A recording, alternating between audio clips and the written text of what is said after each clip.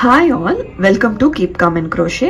இன்னைக்கு வீடியோவில் increase stitch எப்படி பண்ணுறது அப்படின்னு பார்க்க போகிறோம். இதை நான் உங்களுக்கு காமிக்கிறதுக்கு ஸ்லிப் நாட் பண்ணிவிட்டு 5 செயின் போட்டுட்டு 4 சிங்கிள் க்ரோஷே பண்ணியிருக்கேன். இப்போது இன்க்ரீஸ் ஒரு ஸ்டிச்சில் பண்ணணும்னா எப்படி அப்படின்றது தான் காமிக்க போகிறேன்.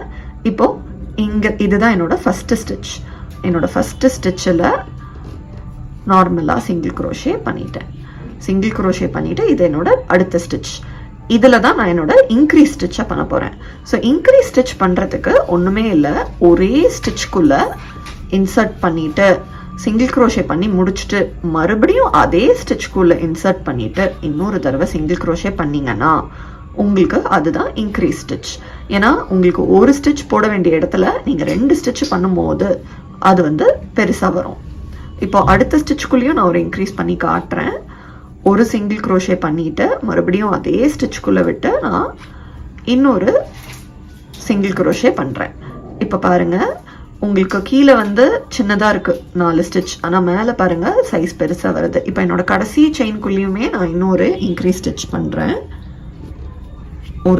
ஒரு சிங்கிள் க்ரோஷே பண்ணுறேன், மறுபடியும் அதே ஸ்டிச்சுக்குள்ளே விட்டு 2வது சிங்கிள் க்ரோஷே பண்ணுறேன். இப்போ பாருங்கள், கீழே 4 ஸ்டிச் தான் இருக்குது, ஆனால் நீங்கள் மேலே பார்த்தீங்கன்னா 1 2 3 4 5 6 இதையும் சேர்த்தா 7 ஸ்டிச் இருக்குது. ஸோ மேலே நான் இன்க்ரீஸ் பண்ணியிருக்கேன்.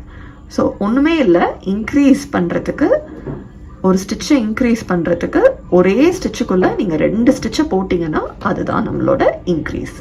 அடுத்த வீடியோவில் டிக்ரீஸ் எப்படி பண்ணுறது அப்படின்னு காமிக்கிறேன். எல்லா வீடியோஸையும் மிஸ் பண்ணாமல் பார்க்குறதுக்கு நம்ம சேனலுக்கு லைக் பண்ணுங்கள், ஷேர் பண்ணுங்கள், சப்ஸ்கிரைப் பண்ணுங்கள். பாய்.